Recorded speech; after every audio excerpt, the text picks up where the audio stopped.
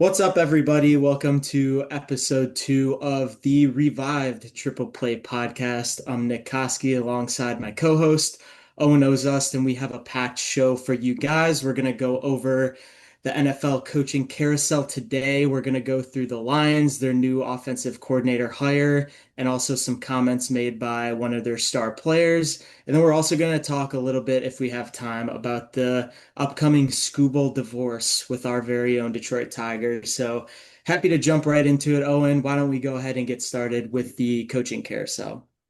Well, I want to start with the guy that's right behind you, man. Very personable guy. It seemed I personally, obviously, you were around him and worked with him very closely. Jesse Minter, we're talking about Jesse. After winning the national championship at Michigan, left with Jim Harbaugh, was the defensive coordinator there for a couple of years with the Los Angeles Chargers. Did a terrific job. Obviously, they didn't make deep runs in the playoffs, but both times his defense was really, really good.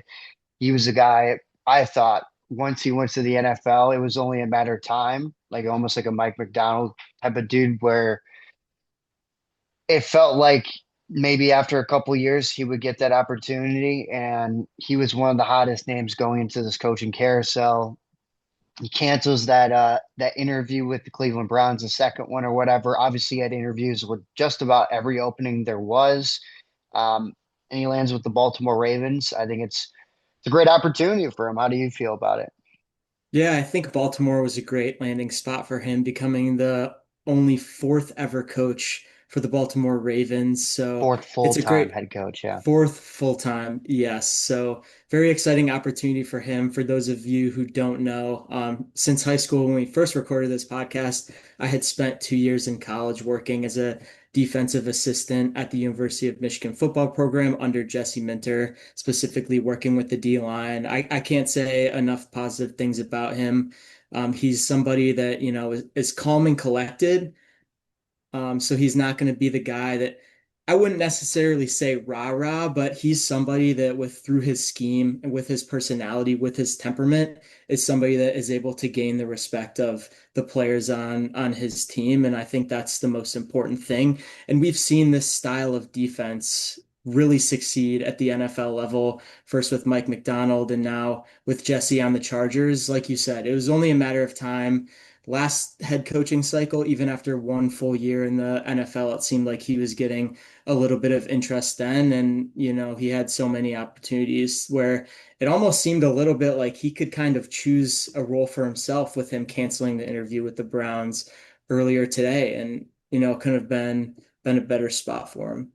Personality-wise, if you had to compare him to a current coach or a former coach in the NFL, who would you, I guess, compare him to? Because you know him so well.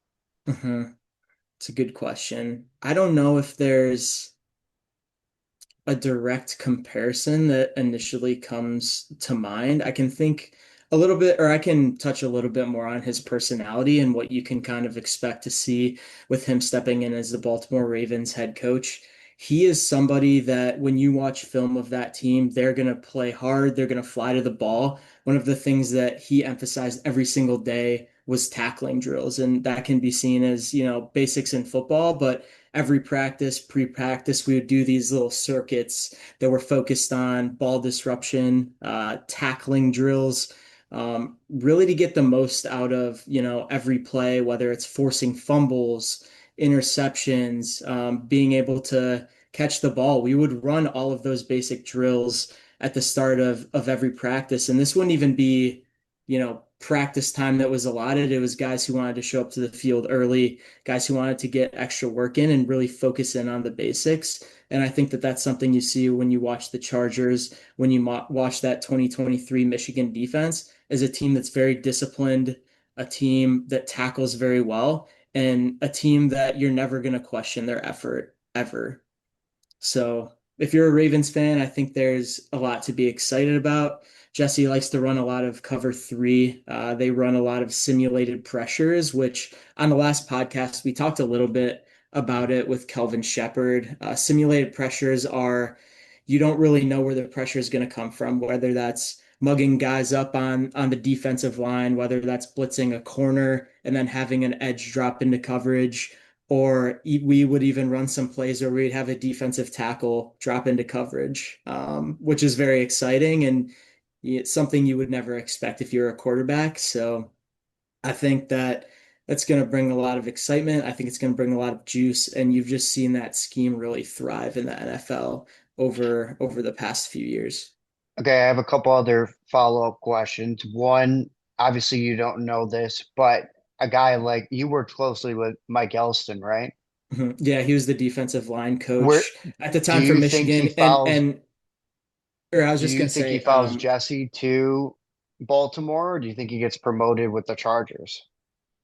yeah, I think that's an interesting question. And again, I don't have all of the answers to that right now. For those who aren't as familiar with the former Michigan staff, when Coach Harbaugh gave Jesse the defensive coordinator role for the Chargers, Jesse brought with him a lot of the staff that he held at the University of Michigan. So he brought the D-line coach, the and the Strength, safeties coach. And then, yeah. yeah, Ben Herbert also came with Harbaugh, who's the strength and conditioning coach. And Jesse also brought his dad, Rick Minter, who had head coaching stints at the University of Cincinnati, has been in the game for a long time.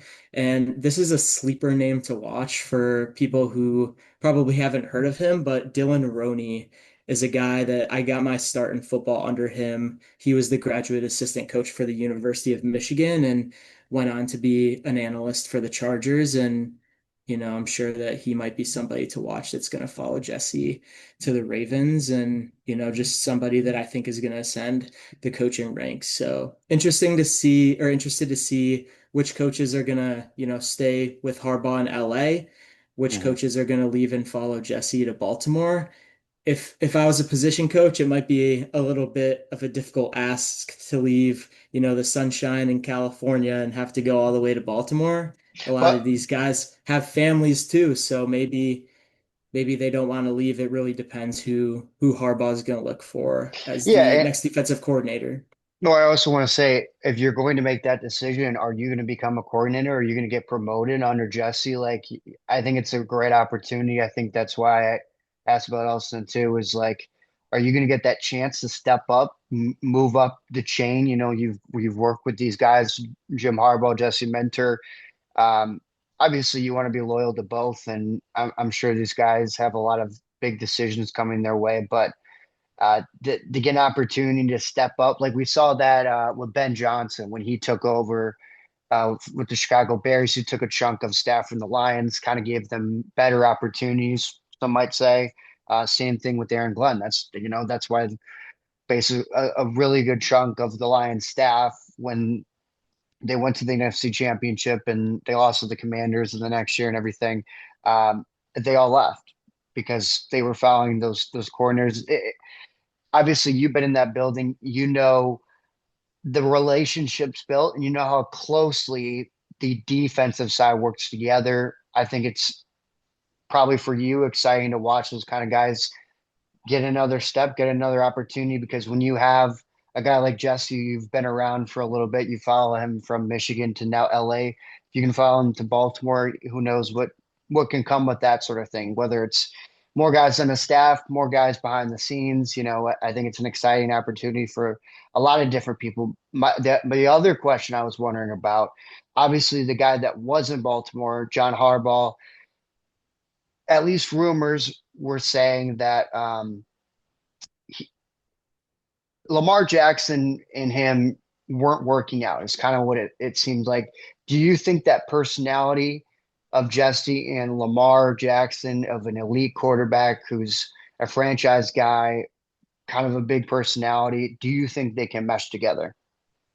I definitely think they can mesh well together. And just speaking to Jesse and, his mindset and his abilities when it comes to scheme, I think he's going to be a head coach that's going to want some form of involvement with an offense. We've talked about this as well, where somebody like Jim Harbaugh, he's an offensive minded guy. He gave Jesse, when we were at Michigan, full control of the defense. He never was really somebody that was going to step in and make any decisions. I think there is some opportunity for Jesse to want to be involved in the offense to a certain degree. And I think that his relationship with Lamar is going to be very pivotal and important. And I don't think there's going to be, any issues there. I think it's more so coming from Lamar Jackson and if Baltimore is a place that he wants to stay.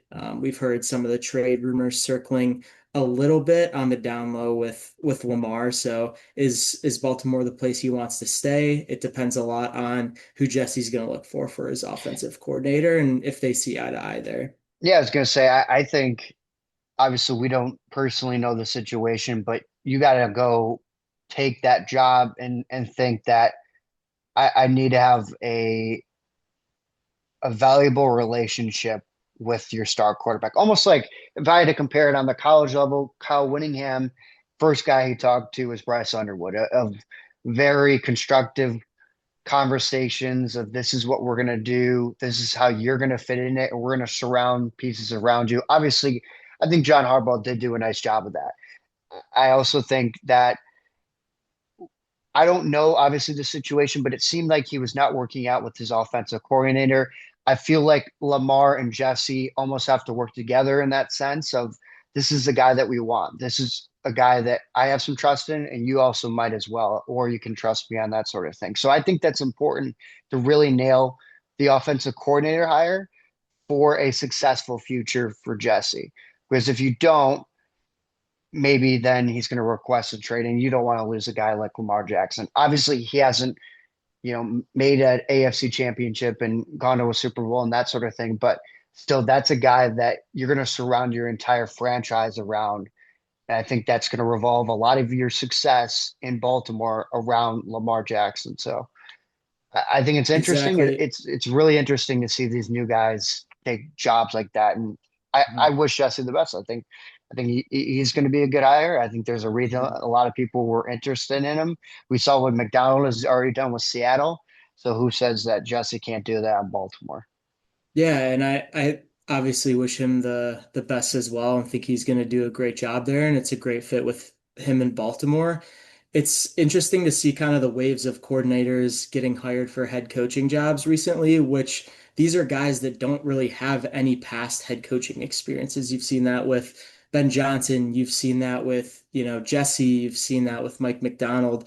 A Yeah. lot of these guys or teams are kind of taking flyers on some younger, brilliant minds. And for the most part, it's paid off really well for some of these teams. Mhm. But very excited to see what this coaching staff turns out to be. Excited to see which of the people that I was connected with at Michigan end up in Baltimore, see who stays in, LA with the Chargers. But I think Mhm. one of the best pieces of advice that I've ever received or taken away from my time within the coaching realm is attach yourself to successful people that you believe in. Because as they continue to ascend their careers, you're only going to advance your own career more. Yeah. So we'll see who really believes in Jesse and who's going to attach themselves even more to him and follow him to Baltimore.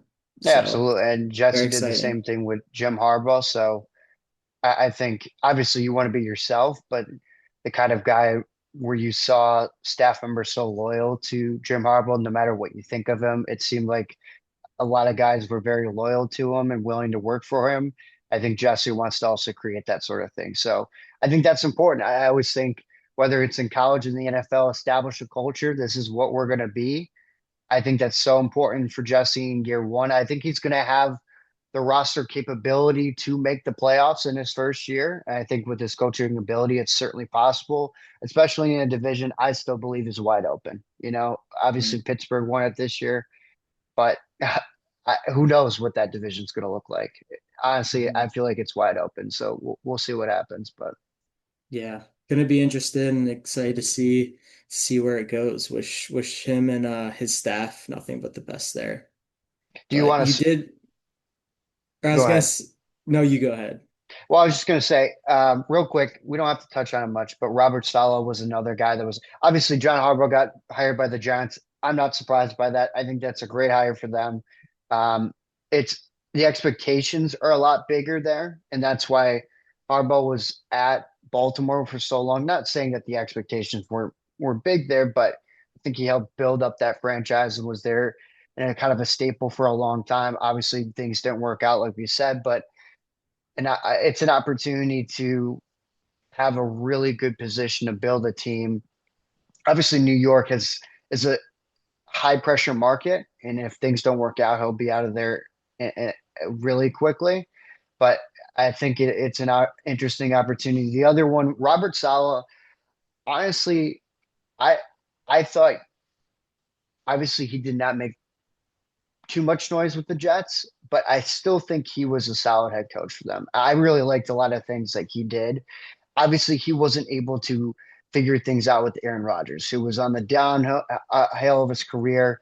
They made a big move to get him. It didn't work out. Obviously, the whole meme of him running out with the American flag and then his basically Achilles season tears. goes bang out in a like for all that and all that hype to go down the drain just from one play, basically at the very start of the beginning, like I felt like that just set him up for failure. I think he's a really good defensive coach. You want to talk about defensive coach? I think what he did with the 49ers, once again, returning there for another year, I think he's a tremendous defensive corner. I also do think he's a leader of men.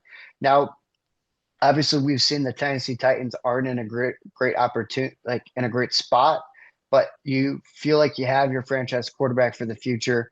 You're going to have a new stadium coming up in 2027. So there's some opportunities for him to grow. I think it's a good hire by Tennessee, but we'll see. Do you have any thoughts on him? Yeah, I think my thoughts too on Salah and just the entire coaching carousel is we've seen a lot of guys become almost picky in a sense of they might be offered a job, but if they don't think that it's going to be a great opportunity for them, they can, go for a coordinator role instead and just kind of play it out like how Ben Johnson did with his cycle and then waiting for the Bears opportunity to open up. I think the Titans are going to be a good spot for him with the Jets previously. There wasn't a lot of stability in that organization. He was a Hmm. little bit set up to fail. So I think he's going to get a fresh start here. It's going to be great for him. Um, and I expect him to succeed. I have a lot of the same thoughts about him as you do, where, he's a leader of men, he's a motivator, um, and just seems like a guy that you would really want to play for. Hmm. So it's going to be an interesting fit with him in Tennessee. And then going back to the point of just people being selective with, their roles and not taking bad head coaching opportunities. We've seen Mike McDaniel. He probably could have gotten another job somewhere. I know a lot of interviews are still happening, but early on in the cycle, he decided to go be an offensive coordinator. So a lot of guys are becoming picky when it comes to roles, and I'm sure Robert Saleh was enjoying his time in San Francisco. And if he didn't think that, this role with Tennessee was not a good role, he wouldn't have taken it. So I think he has a lot of belief in that Hmm. team and the future that, he was sold on. Yeah, and I think the other thing, I think he learned a lot from his first opportunity with the Jets. Obviously, things didn't go well, but I think if he can learn from his mistakes, um, I think he can possibly turn around the Titans. I think the Titans, looking back, would not have fired Mike Vrabel. I think Vrabel's a terrific coach too, so maybe that's Salah. He's also going to be calling some more Yeah. defensive plays, which he didn't do with the Jets. I think that's a much better thing for him as well. So a lot of Yeah. things to consider. I do want to switch gears, talking about the coaching carousel. We talked about it on the last episode, but we kept saying obviously McDaniel would be the dream offensive coordinator. Um, Drew Petzing gets hired instead. Uh, the Detroit Lions fan base, I would say, wasn't thrilled. When you look at the numbers, I want to pull them up real quick, but he's a 38-year-old dude. Obviously, there's a lot of things to break down in this situation, but he spent the last three seasons with the Arizona Cardinals under Jonathan Gannon. He was fired by the team after the season. Obviously, there was a lot of injuries, so I got to give him a break there. Um, whether it was Marvin Harrison dropping balls, James Conner, as Mike Flunny put it, dying on the field, sort of thing. Obviously, didn't die, but Yeah, and all their backup running backs on top of yeah, James Conner spent most of the year injured too. So just an interesting thing to be aware of when you're kind of diving into some of the statistics. yeah. I mean, so like when you look at um, me as well, I would say obviously you would know more about. I want you to break down his type of offense, more of a three tight end, two tight end Mhm. sort of set of. Yeah. Go ahead, yeah. Yeah. So from kind of the early reports, because again, the Lions fan base initially did not have a great reaction to this. I think people were banking on Mike McDaniel, and when he was still out there when you made this hire, I think a lot of people were kind of shocked. From the early reporting and just kind of looking more into the Cardinals offense, they ran a lot of 12 personnel and a lot of 13 personnel at times, more Hmm. so than other teams with I would say less, 11 personnel. And for people who, aren't familiar with personnels, 11 personnel is one tight end, one running back, and three wide receivers on the field at the same time, where 12 personnel is going to be two tight ends on the field, one running back, Hmm. and then two receivers. So in terms of some of the offensive style that was run under Ben Johnson a little bit, Petzing was what his best man at Ben Johnson's wedding or one of the groomsmen or something like that. You can obviously see why they made the hire and the connection to Ben Johnson and some of the similarities in that offense. The Lions really lost their running game this year, Hmm. and going back to 12 personnel, probably going to be a little bit, less big play potential when you're having two tight ends on the field all time. But you saw the Cardinals system really thrive with Trey McBride being one of or the best wide receiver or best tight end in the NFL by almost pretty much a long shot this year. So when you have Sam Laporta on your team, you're hoping that some of that success can be replicated with the Lions utilizing your tight ends, and then hoping for the big plays down the field with Jameson Williams and then Amon-Ra in the slot. There's a lot of potential there, but again, 12 personnel is more we're going to run the ball, really prioritize the run game, and then we're going to be productive with our tight ends rather than how the Lions offense kind of looked this year. I think there are a lot of differences. Well, what I was going to say, obviously going into this offseason, just based on a comment that David Montgomery liked and everything, I think it was fair to say he was not happy with his utilization on the field. Obviously, do you think this is an opportunity for him to stay and no longer ask for a trade? Is this going to fit him a little bit more with going back to the Sonic and Knuckles of under Ben Johnson, or do you think they could still potentially move on from David? I think it plays better for David Montgomery. Again, I think throughout this entire hiring process, who they interviewed with McDaniel, who got the most out of Miami's run game with not the best O-line, Mhm. but a lot of production in the run game, you could see that run game was what they're prioritizing in their offensive coordinator search.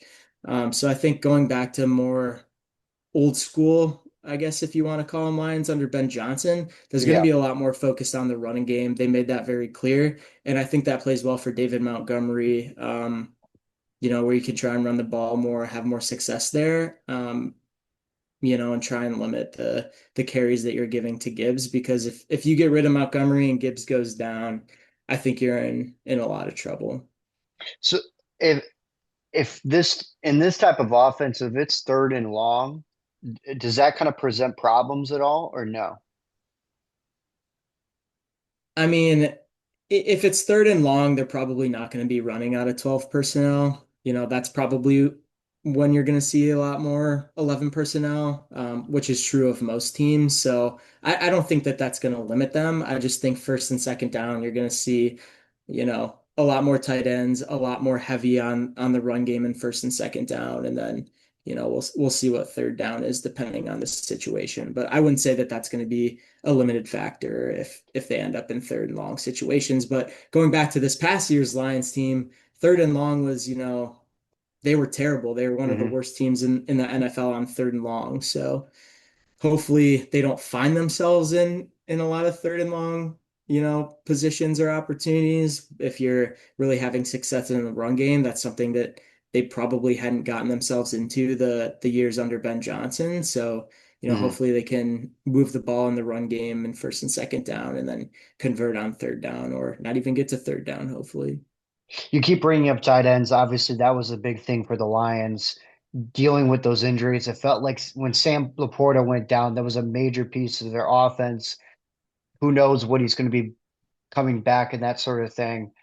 Do you think it's a no-brainer to go out and they're going to sign or draft a tight end or two for this offseason then?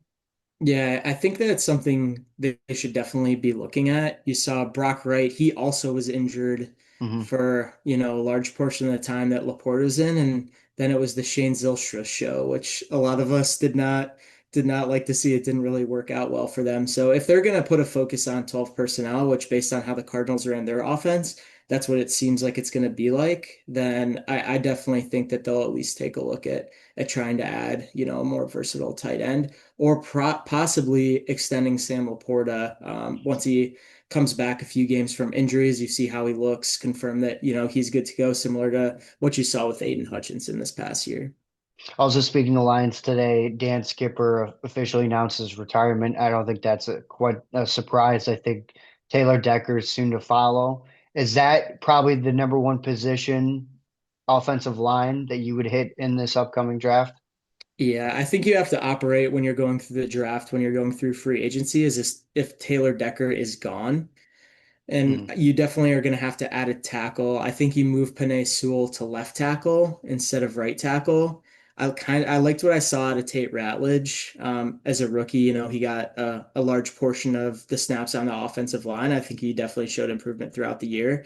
But with Glasgow too, there's a lot of guys that are getting very old on that offensive line, and I think Mhm. that with that not being blindsided by somebody retiring at the last minute like you were with Frank Ragnow. The Lions were very underprepared for that situation, and they didn't necessarily, when you heard Brad Holmes talk, he didn't throw Frank Ragnow under the bus for not retiring a little bit earlier and not giving them a heads up. He gave so many great years to the organization. How could you really do that? But they need to operate with the idea that there's going to be a shortage on the offensive line, on top of the fact that they have to improve the offensive line from last year. If I were spending big in free agency this offseason, I think the number one place I would start is that O line. Where's the next position? Are you thinking defensive line? Like, do they need Mhm. another edge rusher, or where are you going next? Yeah, I don't know off the top of my head what I DJ Reader is he a free agent this year? Do you know I that off the believe top of so. your I can head? double check either as an Yeah, option or. I believe so too. I think the number one place I would start, and again, I would love an edge rusher. I know that's been a conversation point around Detroit for a long time. I think you need to get better in between, the edges and really strengthen up your D tackle play. Ali McNeil very much so struggled this past year coming back from injury. Tyleik Williams, who was their first round pick the year prior, he was somebody that, for me at least, did not jump off the tape. I think he got slightly better throughout the year, but I don't think the year one success was there. And for a lot of D tackles, usually the year one success isn't there. So you got to obviously help him improve. You got to get Ali McNeil healthy, or at least in some form of his previous self before the injury. And I think with Reader going out, you also have to add interior D line because the Lions could not stop the run by the end of the season.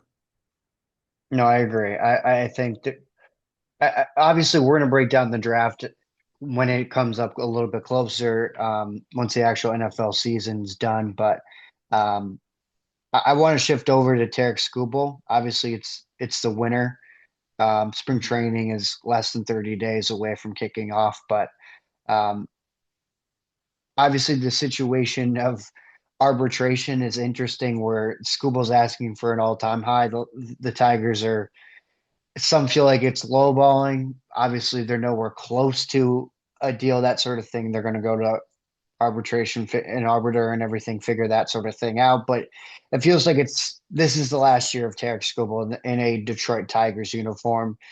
What would be your mindset come July if you are keeping him, let's say into July, and you're in a playoff run? Are you keeping him for the entire run, or are you going to try to look to move him at the deadline? Well, the issue, and again, I think a lot of the trade conversations now with the reports coming out, with the Mets adding, Peralta, Hmm. there's not really going to be a suitor for Tarik Skubal for a trade at this point. When it comes to the trade deadline, we've seen it the past 2 years. You could be 10 or 15 games back in the division and still end up making the playoffs or winning the division, which is a crazy thing to say. So I don't know what scenario the Tigers are gonna get into where they would say, okay, we're gonna throw in the towel, we're gonna trade Tarik Skubal. I think right now it is as clear as you can get that the Skubal Tigers divorce is coming. It's here. I don't think there's a way to salvage it if they go to arbitration and have to present their case to Skubal and Boris on, why they don't want to pay Tarik Skubal $32 million. I think that's only going to further damage a situation that has kind of already crumbled to this point. So if they get to the trade deadline and then Scott Harris wants to make that move, I think he's going to have a lot of negative reactions for that, and I honestly don't see a world where the Tigers are so far back in a weak AL Central that that move makes any sense at this point. And I think you can get a better return now before the season starts, and Hmm. I think if you're going to do it now, you're going to do it now. What I didn't want the Tigers to do when the offseason came about is to do nothing. I didn't want this to be a Scherzer situation where you don't pay him, he walks, you get no return because unlike Al Well, yeah, Avila, you get essentially a first round pick is basically what you get, but to a lot of people and to myself as well, I don't think that's enough for the type of pitcher that Tarik Skubal is to.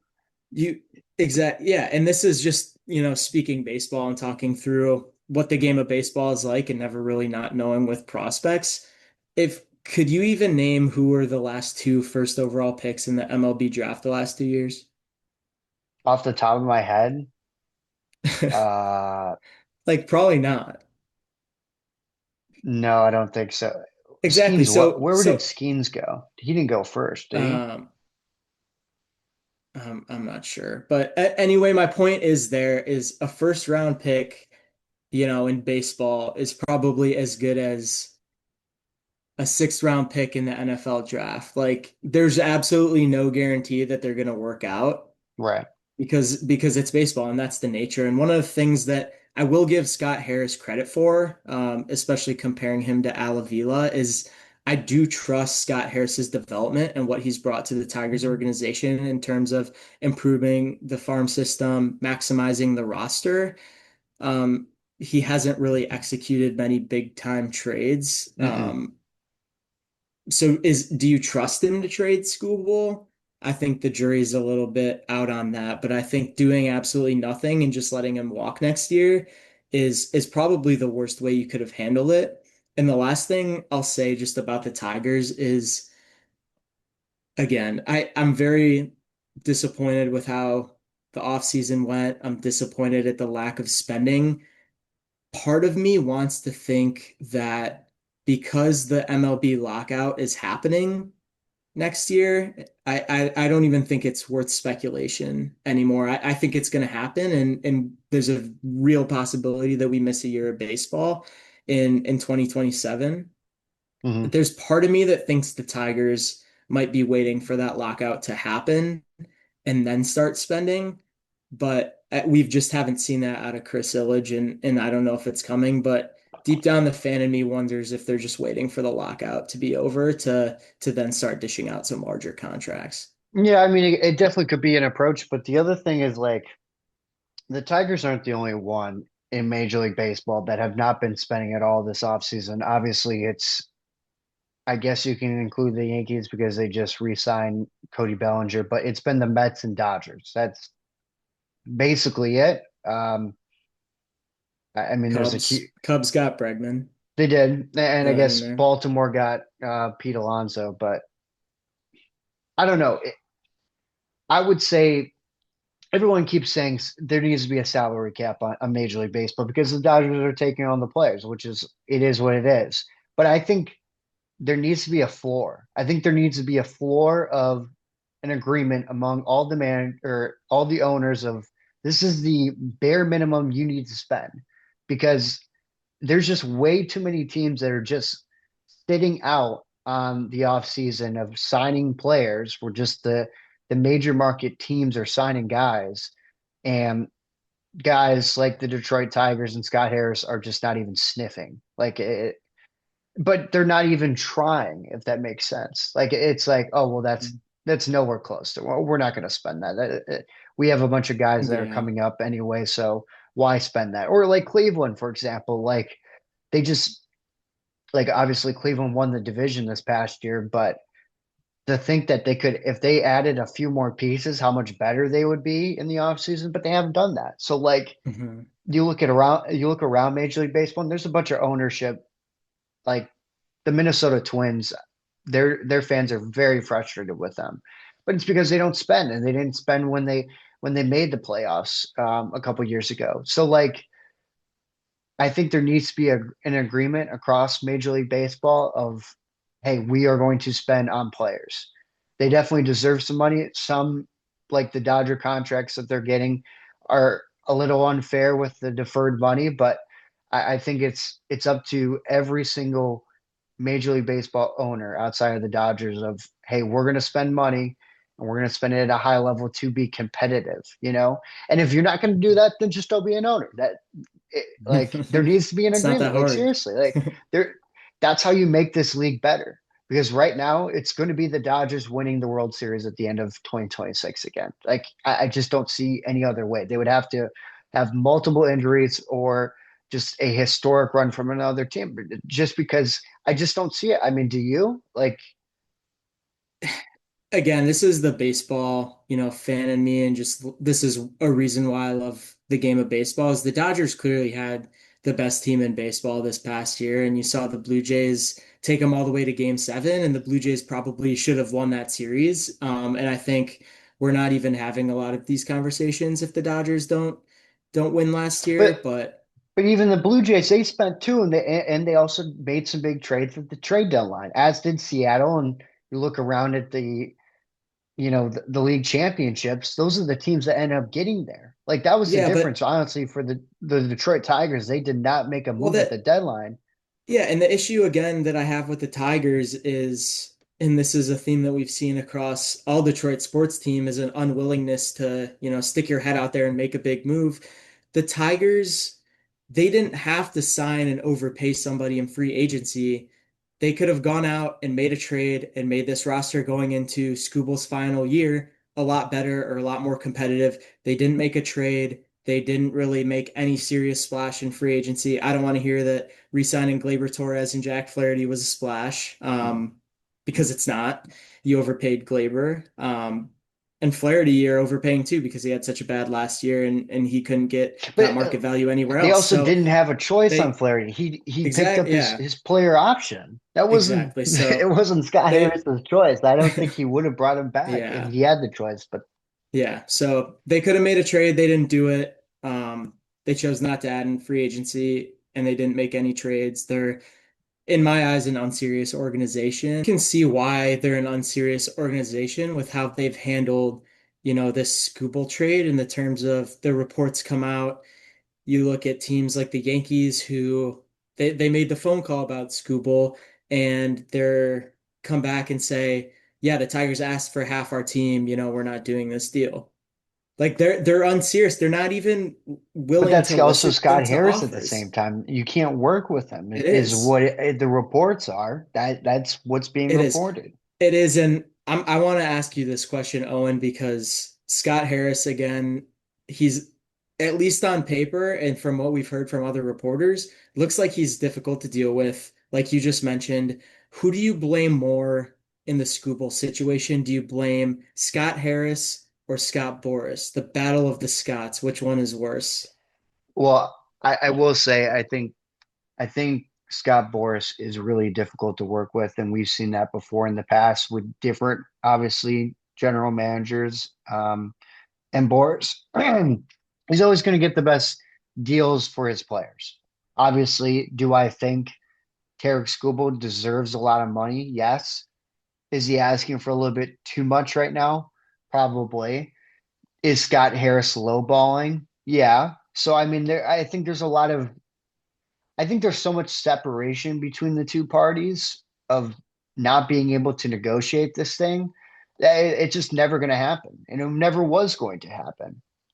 I Yeah, and I think it's question, or go ahead. go ahead. What were I you was gonna say? say I question whether Scott Boras actually wants to negotiate with the Detroit Tigers, because there's also some reports that came out that the Tigers were willing to offer somewhere in the range of 25 million for arbitration or get Yeah. there through negotiations. Hmm. And obviously that didn't happen with Boris asking for, a record 32 million. So I think the Tigers just accepted the fact that there was going to be no middle ground and they're going to give a realistic, offer based on the market. Is Skubal worth that? Yes. But in terms of arbitration, the deal that they gave was record setting for a pitcher. So I don't really know if you can fault the Tigers here. It to me more so seems like, Scott Boras wants his client elsewhere. He wants him in a bigger market than Detroit. And all the Scooby-Doo jokes and the mystery machine, Now it's that's it's that's not Boris it's though. not You gonna know, be. It is that's what you Boris, get, but man.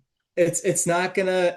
I don't think there's at this point any chance that an extension is gonna No. happen if it hasn't come already, because the only offer we've really heard that the Tigers gave Skubal was the 4 year, $80 million deal from, a year or two ago. So I Mhm. don't even think there's been any other negotiations. I know Scott Harris likes to keep a lot of that stuff in-house, but you think if one of the parties made a realistic offer, they would try and get that leaked to the media, and there's just been, no conversations around an actual figure that's been negotiated besides the 4 years, 80 million. Well, and going back to it, you keep talking about, well, you've been talking about Scott Boras, but I do think Scott Harris needs to realize that this is not going to happen. And I think it is important that he does get a trade done, which I think now at that point, that does fall on him to try to actively negotiate this thing. And it doesn't seem like that's happening. So I do think for this failure that's going to come up with Skubal leaving and probably signing with the Dodgers or whoever, but I'm going to assume the Dodgers at this point. Um, it just feels like it is a mistake on both parties of Scott Boras and Scott Harris and not being able to get it done. But also, if Scott Harris can't realize that it's not going to happen, it should have already been done at this point. And, when you go to spring training, I just don't see it happening there. And then once you get off and running in the season, it's probably not going to happen during the season. So Yeah, we'll and see. and and I think my main question here is I don't think Scott Harris has the guts to be the guy that trades Tarik Skubal and gets rid of him. I really don't. What does Mm-mm. Scott Harris really have to gain, from that? Scott Harris is safe in his job. He's comfortable. If he botched and messed up that trade, that's a fireable offense for him. The Mm-hmm. easy thing to do would be to not trade him, ride with him this year, give him some form of offer, which you're going to get outbid by one of the bigger markets, and then let him walk. As a GM, that would be the easiest thing to do. And if he messed up that Skubal trade, I think a lot of people some people already kind of have turned a little bit sour on Scott Harris, but I think that would be the final straw, and that would seriously put his job in jeopardy. And for him, why risk that, to be honest? Mm-hmm. If you're, a little selfish and thinking about your own self, your own job stability, it probably doesn't make a lot of sense. Well, going back to it, okay, let's say all that stuff is true about um him. Let's just say in hypothetical, he decides not to trade Tarik Skubal, lets him walk at the end of the year. If that's the case, then I feel like you should have been operating with that happening, but also under the mindset of we're really going to go after it these next 2 years of we're talking about last year at the trade deadline. We're talking about this year and especially at the deadline coming up, if you are competitive, to go out and get the necessary pieces, like a necessary bat that you definitely still need in this order, which you're not going to get because it's probably not going to happen. But if you could get that bat or that big arm, whether it be in the bullpen and a starter that it's not 40 years old or whatever at the end of his career, like a dude that can actually that you could go to in game 3 of a playoff series and have the opportunity to win. Like have those expectations of this is the year then. We're going all in. Put the chips in the middle and not say, oh well, you know what, Scuba left and now this is what we got. And we got some young guys, but who knows if they work out. But you know what? We tried it. But you didn't try it, you know? Yeah. And then on top of Skubal, you're going to have guys like Casey Mize who are going to be up for a new Yeah. contract, or Hmm. are you going to pay them? You got And Jackson Jack Jobe Flaherty is coming up back too. from, yeah. And Your top two pitchers yeah, entering this year, because we're obviously Jackson Jobe's not going to throw this year, are gone essentially in free agency. So what are you going to do? You don't have, I mean, you have Troy Melton, but is he a number one dude? No, I don't think so. yeah. Not right now in his career, but like, what are you going to do? Who are you going to get? You would need to get someone, right? Or are you just going to, They'll probably find a guy that hasn't pitched in Major League Baseball in 4 years, or a guy who's 40 that they're going to give $15 million yeah, dollars K, to, who's you never know, going to this dude throw lit it up in the one pitch, KBO. but we might as well lowball Skubal, even though we gave Yeah. $15 million last year to a walking corpse who never even threw one pitch for Yeah, the so Tigers. if you're really I going to don't know. lowball them, and that's fine, whatever. But you got to go into free agency and get someone else, right? I mean, there needs to be someone else. Yeah. I don't know. I think deep down I'm just hoping that they're hesitant and not spending because they know the lockout's going to come and they want to be But positioned better. I don't but know. I but genuinely can't rationalize it any other way but without whether or that in the not back of my the head. lockout comes, and obviously we don't know what's going to happen if they even play at all in 2027. But like, you're gonna if it does happen, you're not going to have any pitchers. Like, what are you going to do? Yeah, and again, this goes back to the root problem with the Detroit Tigers is that they're okay being mediocre. They think that if they get and make the playoffs, if they get in and make it, that they can go on some magical run and win the World Series, which, is clearly not true. They were literally one bat or one hit away last year from playing for a shot to go to the World Series. Literally one hit. Yeah. And No, Scott seriously. Harris was Yeah. he was complacent. He didn't feel pressured to do anything. He didn't. And honestly, if you look around the AL Central with how those teams have operated in the recent years, none of them got any better this offseason. So that just makes it even more inclining for the Tigers to sit there, do nothing, and say, hey, we're probably the best team in this division. No one got any better. There's really no pressure to make a move. We'll keep all of our prospects. We're going to wait this thing out and see where it goes. They're Yeah. okay with being mediocre and they're just complacent in sneaking into the playoffs and blowing 15 and a half game leads. That's just And how the it catch is. with that, yeah, I mean, you said it. They didn't win the division last year. I think people might forget that they did not win the AL Central. They should have. They were up. How many games was it? 18 and a half? I forget what it peaked at. Yeah. At one point, I It think was it was something 15 and a ridiculous. But half, but the Guardians were even below that. I've literally never seen a more epic collapse in my life. I literally think that collapse that the Tigers had was worse than the Lions collapse in the NFC Championship game. no, what? Well, I mean, Like it it I, was that bad. It didn't hurt well, as no, bad, yeah, I mean but it was that that's bad. it's the difference between a half and literally a month and a half of a season. So yeah, it's hard to compare them. But yeah, I mean, last thing about the Tigers, I think it just frustrates me of Scott Harris saying, obviously, he's a dude that is very much into developing the Tigers and these young prospects. And I think they have done a solid job with some guys, better than obviously the previous regime of Alavila had. Um, but you look at some prospects that were highly ranked and rated, or whatever you want to call it, um, like Trey Sweeney, like Josh Young or Jace Young, sorry. Um, those were guys that were like supposed to be these studs. When they brought them up, they haven't done anything. And you even look in like the past of like the dudes that they got in trades for like Justin Verlander for giving up these prospects. Obviously, we keep talking about it with Skubal. There's no guarantee you get anything in these prospects, but I think it's so important now with a strong farm system to use some of those prospects and trade them because who knows if they're actually going to turn into anything. Like Dave Dombrowski, when you go back and you look at the farm system that they had, they traded all these dudes to get um, and be a competitor. In the long run, really, it was Willie Adamas was the only dude in that farm system that turned out to be anything of relevance. Like that was it. That was really it. Because there's nothing guaranteed. It's so hard to hit a major league baseball. Like when it's coming at you at 100+ miles per hour and everything with movement, it's a different animal. It's hard to project that.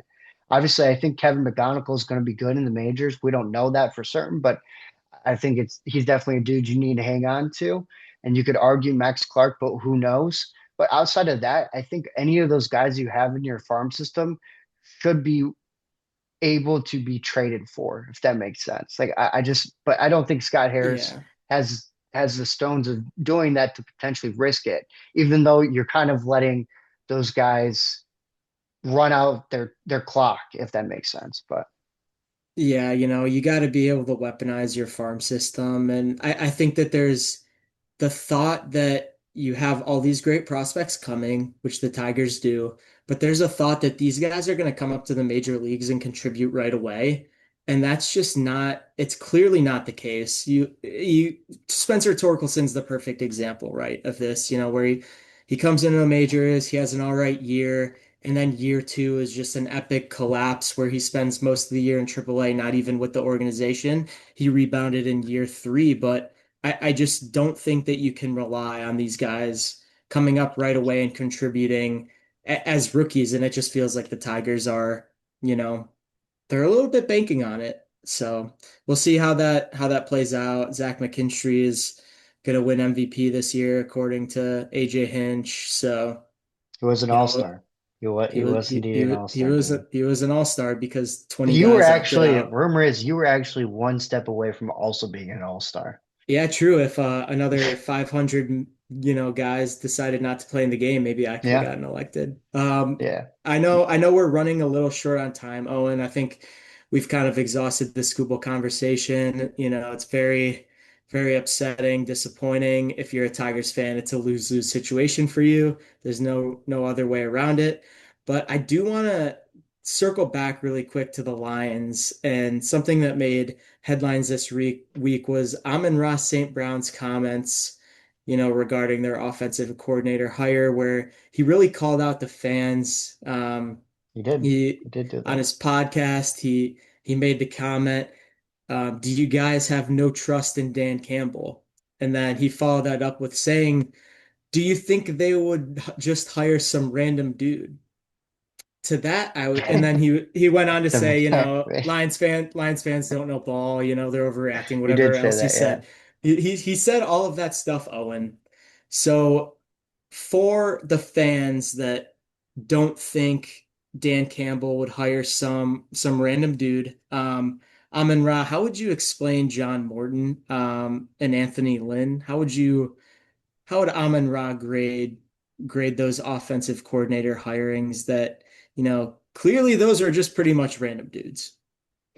What are Well, your thoughts I on? would say random dudes. Obviously, there's a purpose behind everything, but John Morton obviously was a close friend of Dan Campbell, and I think Dan is very loyal to guys, and sometimes you can be loyal to a fault.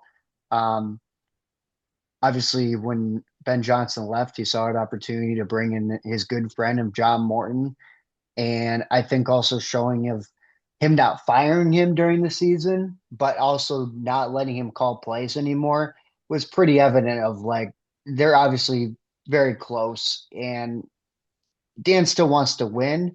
He was not cutting it as a play caller. I understand.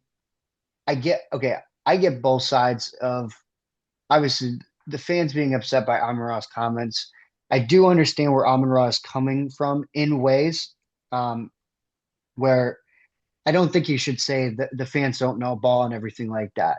And I think the fans do have a right to be concerned.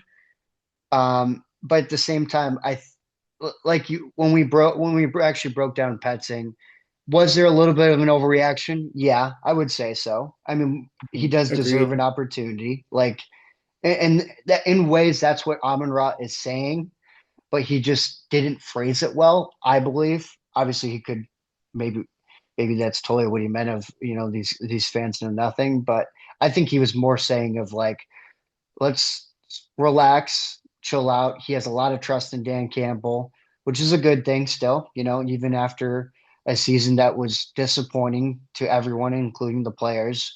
They can still have Dan Campbell's back. But yeah, I mean, I do agree with the fans as well of was it a little concerning? Yeah, I would say so. Are the red flags there? Yeah. It is I think we were talking this off the podcast of obviously, Anthony Lynn was the first guy Dan brought in, didn't work out, had to get him out of there midseason. And you have Ben Johnson, who was originally hired by Matt Patricia, which I guess you got to give Dan Campbell credit once again Yeah. to promote him, give him that opportunity. But technically, that was not Dan Campbell that brought him Yeah. in. Yeah, But Lions fans cover your ears at that fact. right. So, I mean, you can think about it whatever you want. Obviously, that worked out, I think, in a lot of ways. But, and then John Morton was done. You can call it one season. It was essentially less than a season, whatever way you want to think of it. But we'll see with Petzing. I think, I honestly, I really believe this. This is probably the most important hire that Dan Campbell has had. Like, obviously, you can look back at 100%. last year and say that was the most important. But I think this year, they really showed that the window is not closed. You need to have figured this offensive coordinator thing out, and the offensive play calls need to be better. Like, everything needs to be better this upcoming year. And if it's not, I think the window is officially shut. If you do not make the playoffs, I just don't see it happening. So, Yeah, completely agree there. And I think the biggest issue that I have with Amon Ra and his comments is, well, one, I don't think you should ever go after the fans, no. But even I think if that's you think also that in like he was just on a podcast talking with his brother, and he just things like obviously his brother knew right when he said it that Amon yeah, Ra that was a probably bad messed thing to up. say. Yeah, so I think he realized too that it's probably not something you should say. I think it was more in a relaxed setting, and it's an opportunity.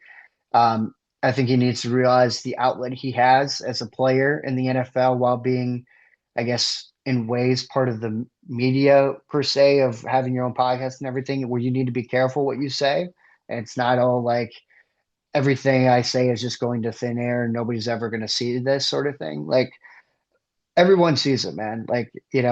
Yeah, So and I was just gonna say, I think that again, the biggest issue that I have with this is that I think it really speaks to some of the culture issues that have happened within the Lions organization in the last couple years.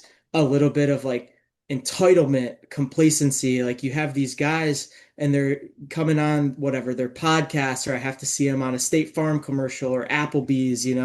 I kind of wish the Lions would just go away and focus on football instead of always being like, you guys are overreacting. Because Goff called out the fans earlier in the season too. And I it's like did. everybody's overreacting. We're getting Yeah. all this hate.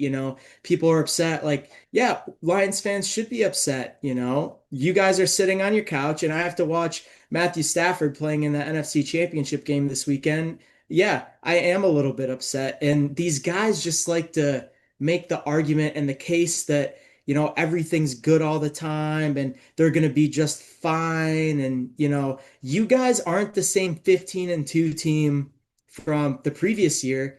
You guys missed the playoffs this year, went from first to worst in the NFC North, and you guys just act like everything's fine. And that's just the complete opposite of grit. When all these guys came to the Lions, they were hungry, you know, the effort was there. They fought to win, and now it just kind of feels like they just expect to win. They expect everything to go their way, and they just, we're good. Everything's okay. Everything's going to be sunshine and rainbows all the time. Mhm. And that's the biggest issue I have with his comments is I think that that's just a continuation of something you've seen from the Lions this entire year.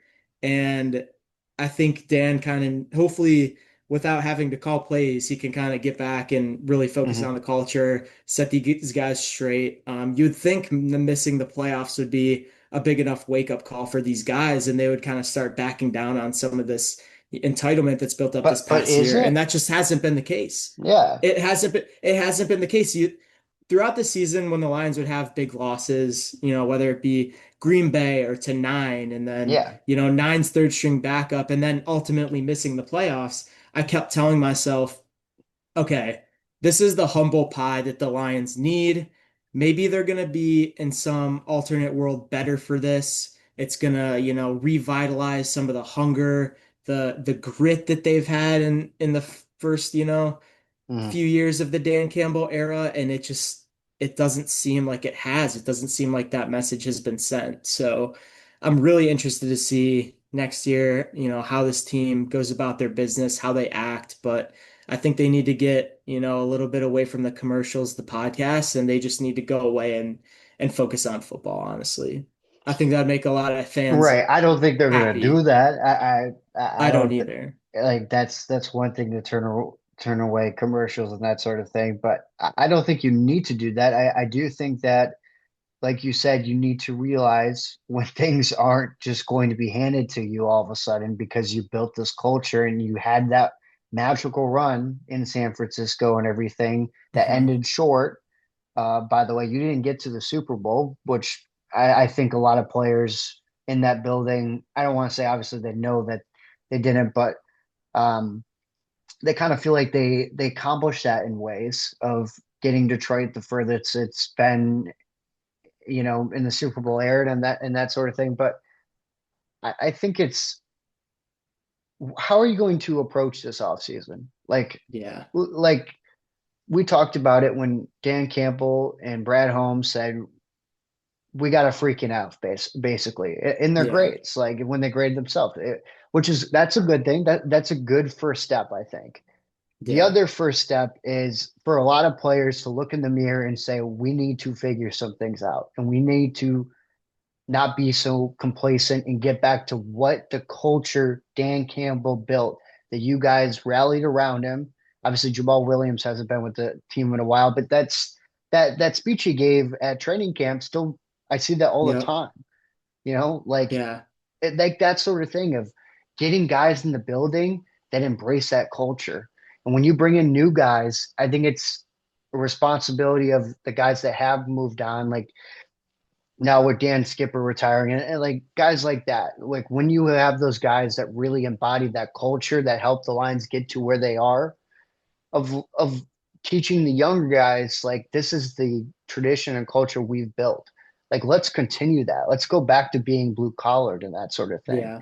They have And not done and that. and I'll make the comment too is, and you got to give Ben Johnson a lot of credit, as much as it pains me to say, they lose, heartbreaking fashion to the Rams in overtime, and he does his, postseason after the season press conference, and he gets up on the stage and he says, what do you mean build off momentum for next year? He goes, next year we're completely restarting over. It's a completely new Yeah. season. Um, and there's no momentum to build off of. The NFL, it starts over every single year, and we got to bring the same energy, and we got to bring even more intensity than we did this year prior. It reminded Mm-hmm. me of Dan Campbell after the NFC championship game, getting on that podium and saying, I don't know if we're ever going to be back here. Next year, we got to work twice as hard to even have the chance to maybe get Yep. back here. And then we got to push beyond that to then get to the Super Bowl and accomplish all of our goals. it, Mm-hmm. it just feels like that message has been lost with the Lions No, recently, and they need like to get back to that. It's a y- perfect example. like yeah, like building off of that. I remember going to training camp after they made the first day of training camp after they made the run to San Fran. Obviously, you brought up the post game stuff and everything. Um, his big thing was not trying to just do the same exact thing that they did the year before, and they didn't do that. Obviously, they had a much better regular season. Obviously, ended short of the NFC Championship that year with the loss to the Commanders, but I don't think that was replicated that next year of the same mindset and that sort of thing. I think it's important that you bring that back. Obviously, you need to mold it in a certain way, but obviously you need to get some better players. But I think the mindset, like we talked about, needs to change. And I think the other thing we talked about in the last podcast, but the preparation and training camp and everything of making sure your injuries and all that sort of thing are under wraps are important too. So we'll see. Yeah. Will they adjust? We don't know yet. We have no idea. Yeah. But I think And this is a critical year. And one more comment too on the training camp thing that we talked about last podcast is an interesting thing that, I picked up from Ben Johnson's end of season presser is he said training camp to a lot of the Bears players seemed very intense, and Ben Johnson got up there and he's like, to me, training camp was, normal business. It wasn't anything out of the ordinary. And he's like, a lot of our players struggled during training camp. So I think that's just backing that, it's there's a lot going on at the Dan Campbell style training camp that I do think you need a willingness to be able to adapt to that. But I just thought that that was an interesting comment I picked up from Ben Johnson's presser.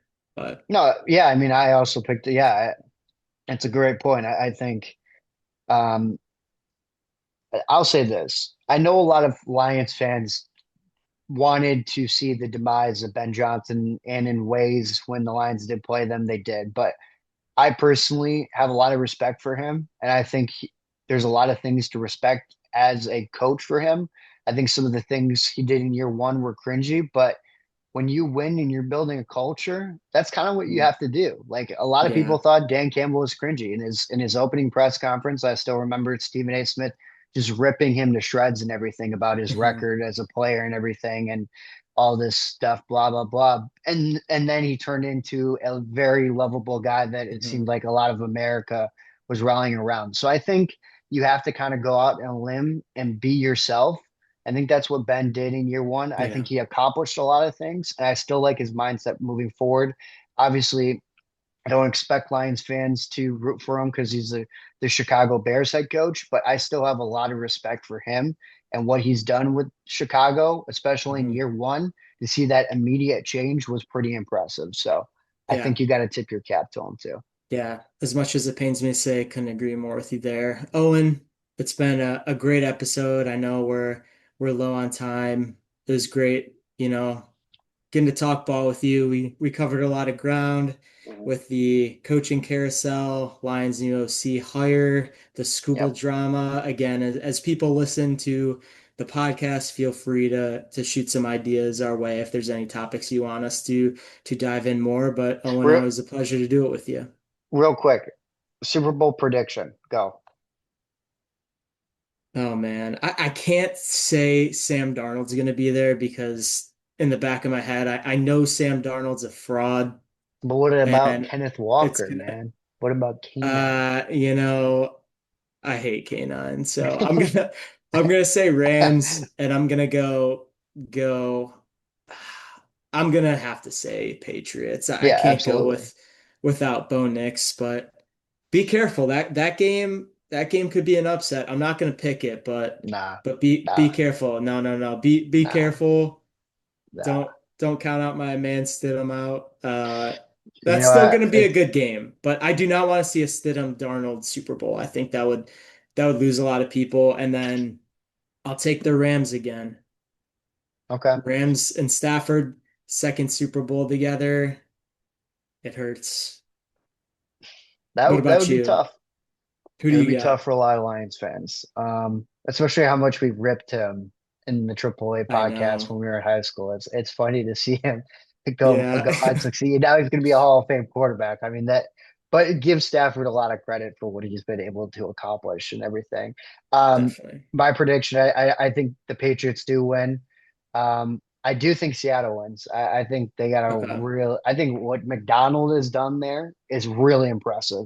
I think what he's built there. We talk about building cultures and everything like that to go from what Pete Carroll had, and he obviously going to two Super Bowls and everything was great. And I think for him to return, have McDonald turn it around quickly from what it was becoming, um, and do what they've done, and see Kenneth Walker.